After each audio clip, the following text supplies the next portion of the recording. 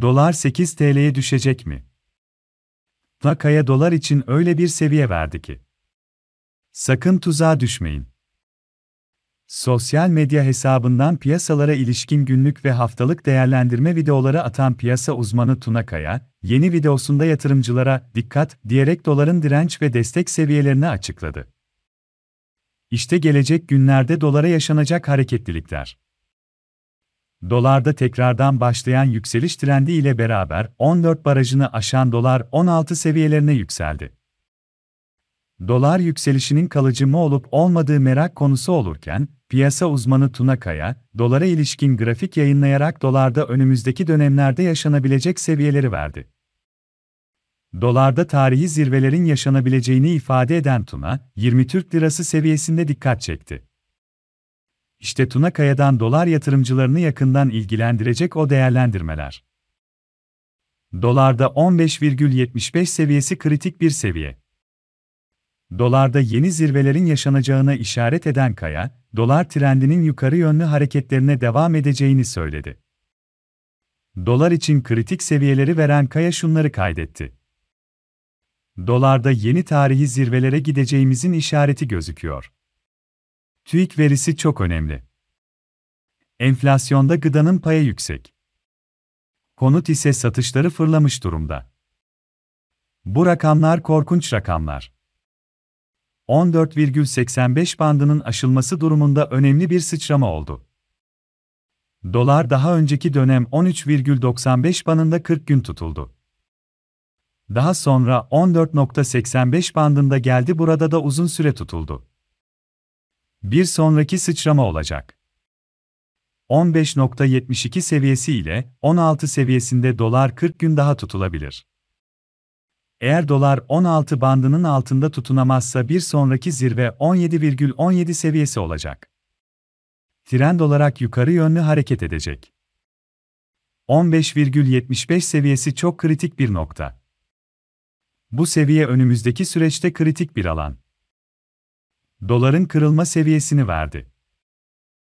Dolar kuru hangi seviyede yükselebilir? Sorunsa ise Kaya, kurda şu an destek bölgesi 15,80. Direnç bölgesi ise 16,60 seviyesi. Ve bir sonraki seviye 17,54 ve sonraki seviye ise 18,42. Eğer 18,42 seviyesi aşılırsa bizi 19,52 ile 20,63 seviyeleri bekliyor. Doların 20 günlük hareketine bakınca 15 seviyesini geçiyor. Burada potansiyel yukarı yönlü hareket edecek. Sert düzelmeler gelebilir. Kurda yeni tuzağın olacağını belirten Kaya, 8 seviyelerinden 18 seviyelerine gelmişti dolar.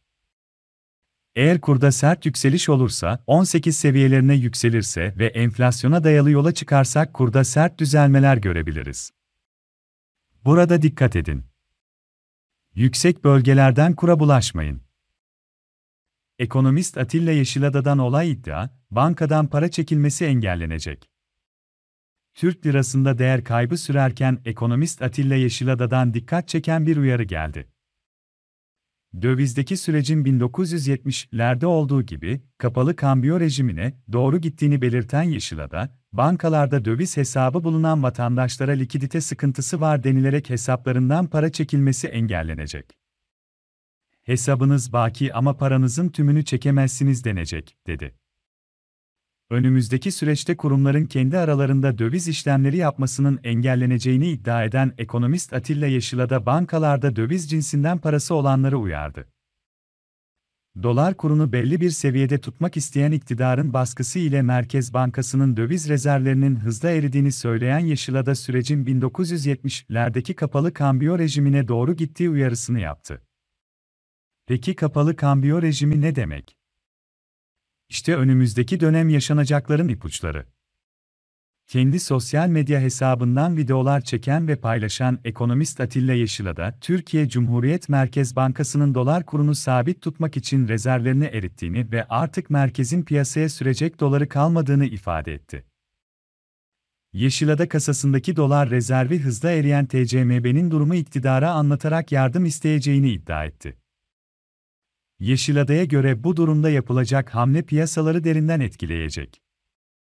Şu anda Merkez Bankası'nda 30 milyar dolar rezerv olduğunu ve bu rezervin 20 milyar dolara düşmesi durumunda Erdoğan'ın karşısına çıkarak gerçekleri söyleyeceğini belirten Atilla Yeşilada hükümetin 1970'lerde uygulanan kapalı kambiyo rejimine geri döneceğini açıkladı. Dolar satışı için baskı yapılacak.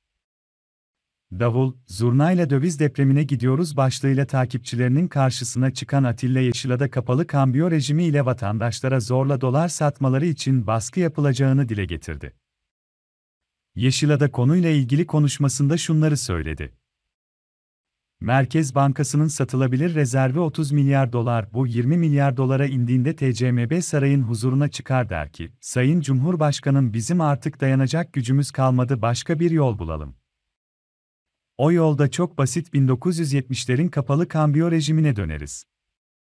Yani döviz işlemlerine kısıtlama gelir. Bankalarda döviz hesabı bulunan vatandaşlara likidite sıkıntısı var denilerek hesaplarından para çekilmesi engellenecek. Hesabınız baki ama paranızın tümünü çekemezsiniz denecek. Atilla Yeşilada bu sistemle beraber bankaların hesap sahiplerine döviz mevduatlarını Türk lirası çevirmeleri konusunda baskı yapmalarının isteneceği ve çekilebilecek dolar miktarına kısıtlama getirileceğini duyurdu. Kambiyo nedir? Kambiyo, para ya da para yerine geçen belgelerin değiştirilmesi işlemidir. Para alım ve satımı ile ilgili işlemleri kapsar. Kambiyo remi, bir ülkenin dış ticareti ile ilgili yapılan ödeme ve tahsilat işlemleri ile genel döviz giriş ve çıkışlarına ilişkin olarak uygulanan kur politikalarıdır. İslam Memiş'ten 16 Türk lirası sınırına dayanan dolar için korkutan tahmin. Altın ve para piyasaları uzman İslam Memiş, Türk lirası karşısında yeniden yükselişe geçen dolar kuru için korkutan tahminini açıkladı. İslam Memiş dolar, TL'de yeni zirve için tarihi de verdi. Altın ve para piyasaları uzman İslam Memiş, YouTube'da yaptığı açıklamada şunları söyledi. Dolar 14.70 lira seviyesinde uzun süre baskılandı, sabitlenen bir kur var ama bu kur böyle durmayacak, eninde sonunda patlayacak dedim. 15,60 lira seviyelerin dün akşam gördü. 16.40 lira seviyesi var yukarıda. Haziran ayı senaryosunu anlatan bir video paylaşmıştım. Nisan ayında şöyle bir düşüncem vardı. Hazirana kadar kur tarafını açık bırakacaklar, Haziran'da yeni bir paket açıklanacak ve burada 16.40 lira seviyesinden yeniden bir baskılama yapılacak. Haziran ayına geldiğimizde kısa vadeli, haftalık ve aylık baskılama yapılacak. Haftalık ve aylık öngörülerimi birbirine karıştırmayın. Televizyonda gram altını 906 lira gösteriyorlar. Buna inanıyorsun da ben diyorum ki kardeşim bu fiyata gram altın yok diyorum. Git sor kuyumcuya. Arada 25 lira makas var. Madem üşengeçsin telefondan banka uygulamana gir, orada gör gram altın kaç liraymış. Gram altının satışını 906 lira gösteriyorlar, git kapalı çarşıya alışı zaten 913 lira, alabiliyorsan al bakalım 906 liradan. Yapamazsın, gördüğüne sen de inanmıyorsun, inanmak istiyorsun. Bu makas aralıklarına dikkat edin, bu kapanacak gibi değil. Bankalar 10-16.00 arasında döviz işlemleri yapabiliyor. Onlara dikkat edin. Yapacağınız varlıklarınıza sahip çıkmak. Bankadan kredi kullandıysanız ve hayat sigortanızı yaptırmamışsınız, yandınız. Mutlaka yaptırın, ailenize dert, borç bırakmayın. Hayat sigortalarınızı, mesela 100.000 liralık kredi borcunuz varsa, 100.000 liralık yaptırın. Seneye 90.000'e düştüyse 90.000 liralık yaptırın. Tek bir kalemde değil, her yıl ayrı ayrı yaptırın. En azından öldüğünüz zaman sigorta şirketi bütün borçlarınızı ödüyor, ailenize borçsuz bir şekilde ev bırakmış oluyorsunuz. Sigorta yaptırmadınız, borçlu bir şekilde öldünüz. Artık arkanızdan dua mı ederler, beddua mı ederler bilinmez. Arsa yatırımı ile ilgili sık sık uyarılarda bulunuyorum. 2 haftadır birçok emlakçıyla konuştum, yoklama yaptım, satışlar nasıl dedim. Arsa ile ilgili müthiş bir talep var. Para boşa çıktığıyla araba ev alamadıysanız arsa alın. Arsa alırsam kendi evimi üzerine yapar iyi hayat yaşarım diyen insanlar var. Metropolde küçük bir arazim olsun imarı çıktığında ben de nem alınırım diye herkes arsa peşinde.